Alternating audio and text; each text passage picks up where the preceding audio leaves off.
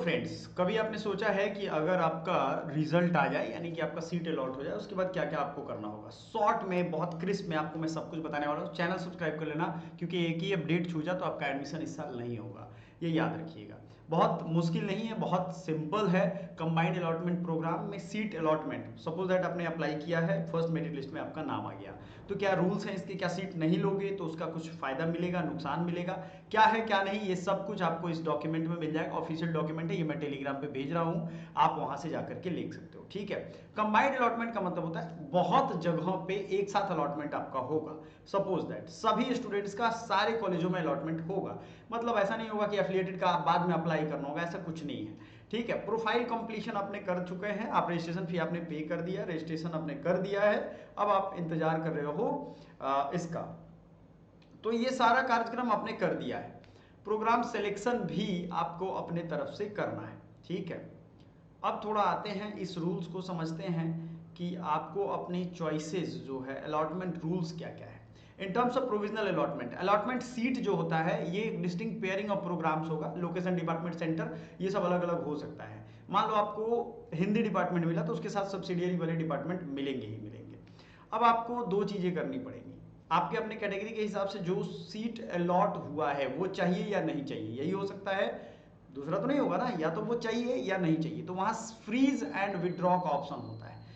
आप सीट अगर एक्सेप्ट करते हो, याद रखिएगा क्या करते हो आप, अगर सीट एक्सेप्ट करते हो तो प्रोविजनली अलॉटेड सीट आपको दे दी जाती है। सपोज दैट आपको, आपने सीट एक्सेप्ट कर लिया, आपके डॉक्यूमेंट सब ठीक है, कोई क्वेरी नहीं आती है, इसके लिए आपको अलर्ट रहना पड़ेगा, वो बार बार चेक करते रहना होगा आपको अपना आईडी, समर्थ पोर्टल वाला आईडी आपको लॉगिन करके देखते रहना होगा, जैसे आप फेसबुक इंस्टाग्राम यूज करते हो, अपने बॉयफ्रेंड गर्लफ्रेंड को कॉल करते हो, उस तरीके से। समझ में आया बात। जब आप मल्टीपल प्रोग्राम्स में आपको कौन सा सब्जेक्ट मिला वो वहां शो होने लगेगा, आपको पेमेंट करने के लिए कहा जाएगा, फिर आपका ऑनलाइन वेरिफिकेशन होगा। क्या होगा नेक्स्ट, ऑनलाइन वेरिफिकेशन।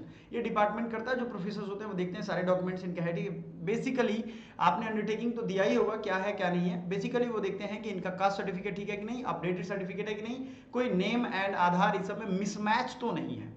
अगर ऐसा है तो या तो वो वेरीफाइड हो जाएगा तो सही है, या रिजेक्ट कर देंगे, आपको कहेंगे इस रीजन से आपका रिजेक्ट हुआ है। दूसरा ऑप्शन है कि वहां भाई आप डिपार्टमेंट क्वेरी होता है तो आप वहां उस चीज को अपलोड करो।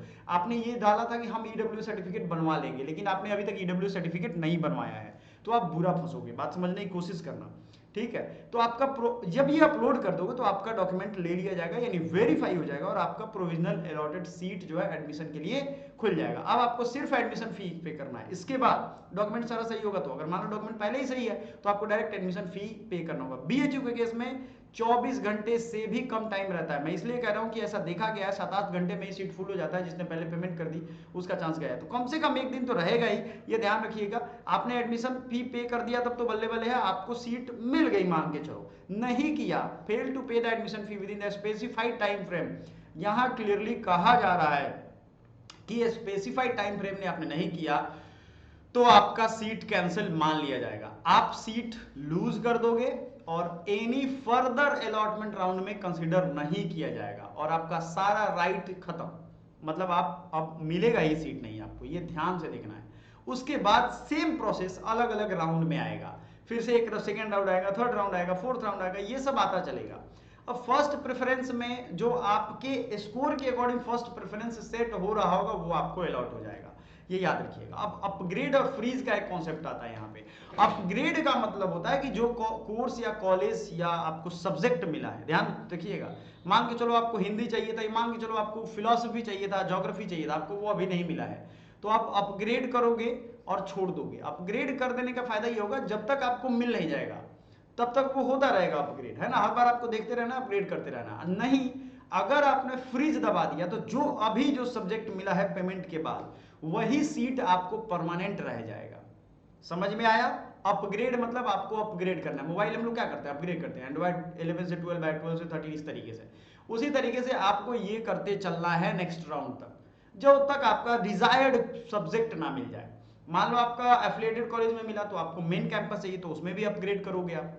क्लियर है ना ये चीज, तो ये आपको समझना पड़ेगा। अब आपको चॉइस जब मिल गया तो आप वहां पे फ्रीज कर दो, आपका काम खत्म। अब इसके बाद भी कई बच्चे होंगे जिनको एडमिशन कैंसिल कराना होगा, उनके लिए ऑप्शन है विड्रॉ। क्या है, विड्रॉ। ये सिंपल प्रोसेस मैंने आपको समझाने की कोशिश की है। व्हाट्सएप ग्रुप हमारा ज्वाइन कर लीजिएगा और हमारा व्हाट्सएप चैनल, ग्रुप, टेलीग्राम, ये सब आपके काम का है। ये डॉक्यूमेंट हम शेयर कर देंगे वहाँ पे। ये आपको बहुत ही ज़्यादा इससे क्लैरिटी मिल गई। यही चीज़ें लिखी हुई हैं, आपको समझ में आ गया हो। कोई और कन्फ्यूजन हो तो आप हमें ज़रूर कॉन्टैक्ट कर सकते हो। Thank you so much.